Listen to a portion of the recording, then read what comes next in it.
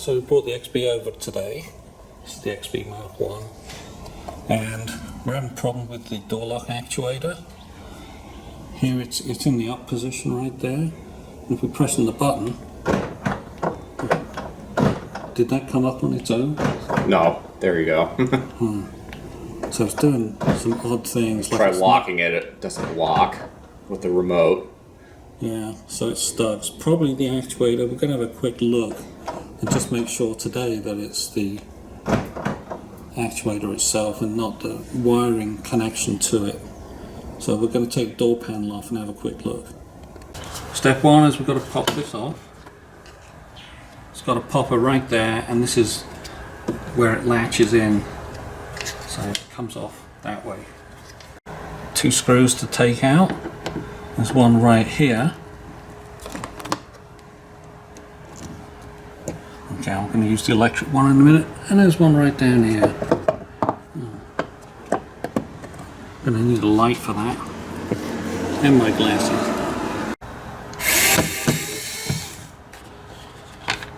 One, put it in the tray so I don't lose it. Okay.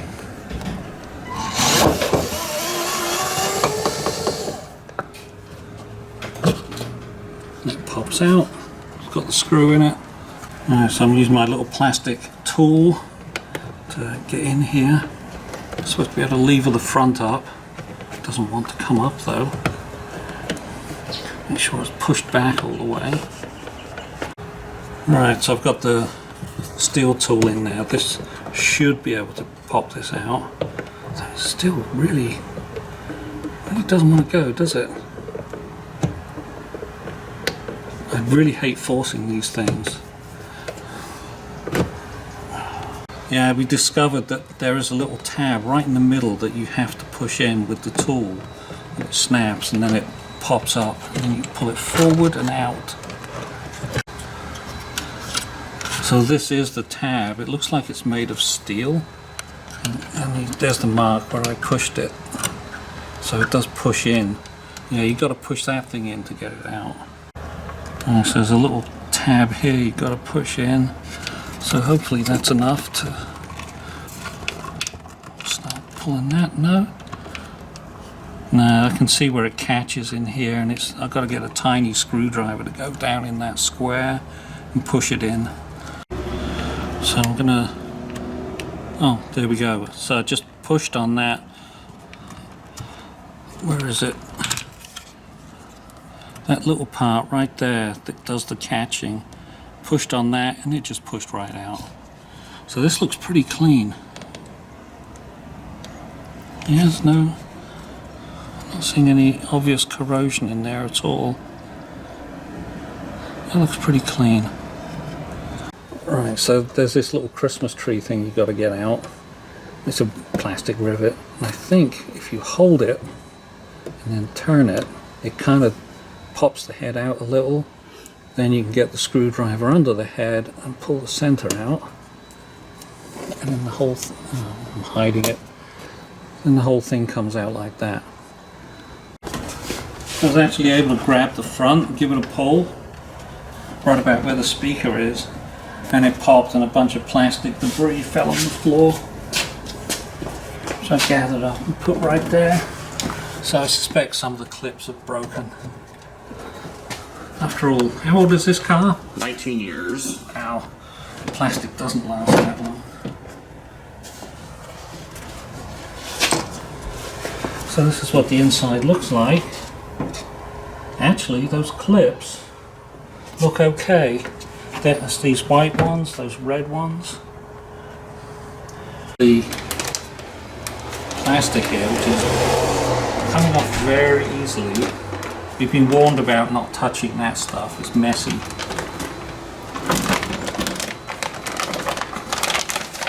Pull it back and get it out the way.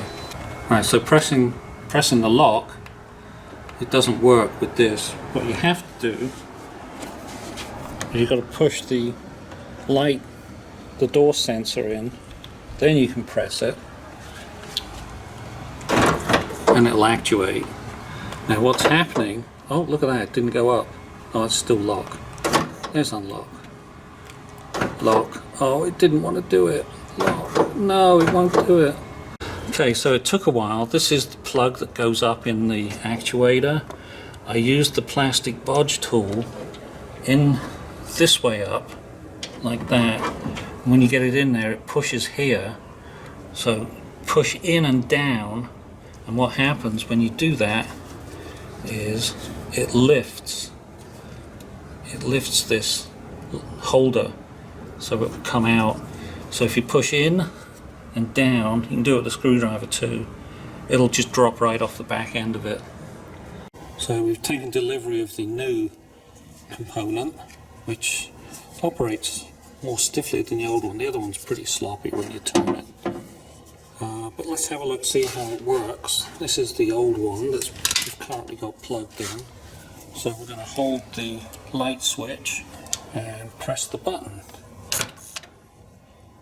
Now it's working. Is it because it's upside down? Let's try it this way up. A little faster. Oh, there it goes. Yeah, see, it's yeah, it's dead. Yeah. Okay, let's compare that to the new one then. Okay, so there's the new one. Let's give it 5 or 6 cycles fairly quick. Oh, this feels a lot more. It's got a lot more oomph when I'm holding it like this. Yeah, I think this is pretty good. I'm going to put this in anyway. I'm pretty sure this is what's wrong. Alright, good. Okay, so we're inside the door now, and it's going to be hard to point out, but there's a ball, and then there's a couple of sort of flat things. I think, does this actuate? Yeah, you see it's right next to the ball, and that's what you're going to try and plug the new switch into. The square part goes into the ball, and the long pointy bit goes into the thing that's moving there. It's the lock switch. Yeah, so this is the old one.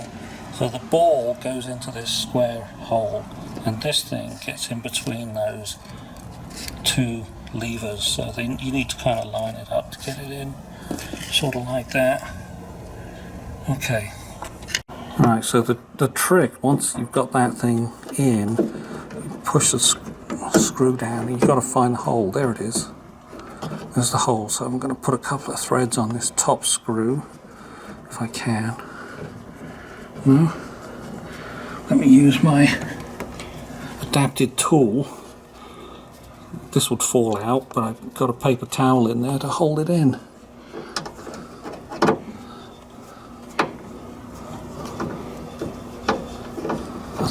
I think I'm screwing it in. Mm-hmm. Okay. We get that one in, we get the bottom screw in, and then, oh, there it is. Tight by hand. So this is a totally blind installation, which is a real pain. One wonders how they did it at the factory. Okay, so I'm going to reconnect it now. Just take it in and it should snap into position. Like that. And it's in. I think it's time for testing. So finger on the button.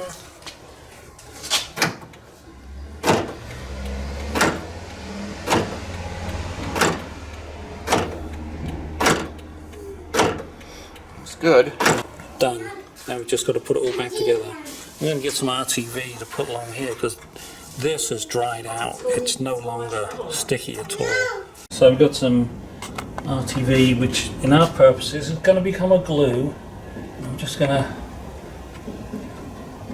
put a thin smear on this nicely hardened black stuff, whatever it is. So we put tape on, we put this all back. The RTV is going to take time to set up. So we taped it in place. Eventually, you know, this tape will just fall off because it's masking tape. You just want it to last long enough, and we'll seal it back up. Okay, so now we're getting the door back on.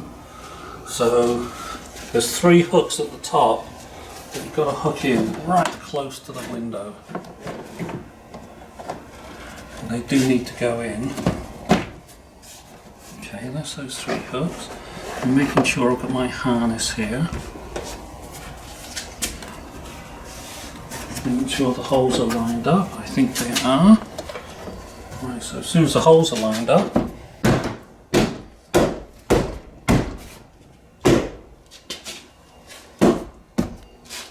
bash that on. I'm going to unlock it. Okay, now all we have to do is put this back in. Here, here, here, and the cover will be complete. So we're putting this back in. Does it go down? Yeah. That was pretty easy, wasn't it? Okay, there's the screw for the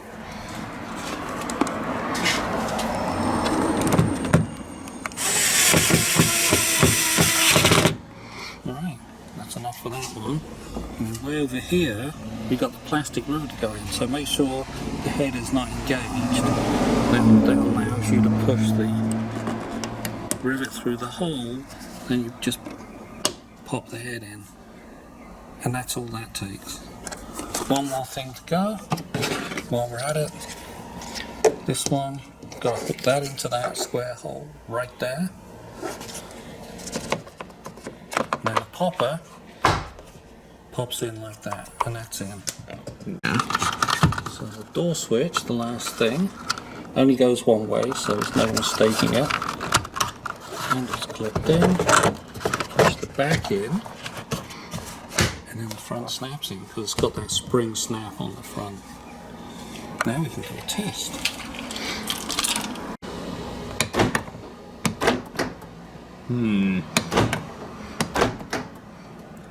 Oh, maybe doing that double click thingy, but it's working. It's going up and down. Okay, so we were getting some odd things happening there. It's because we got the other back door open. That's why it wasn't working, but it does work now. So, very happy about that. And we're off for another 160 odd thousand million miles. Yay.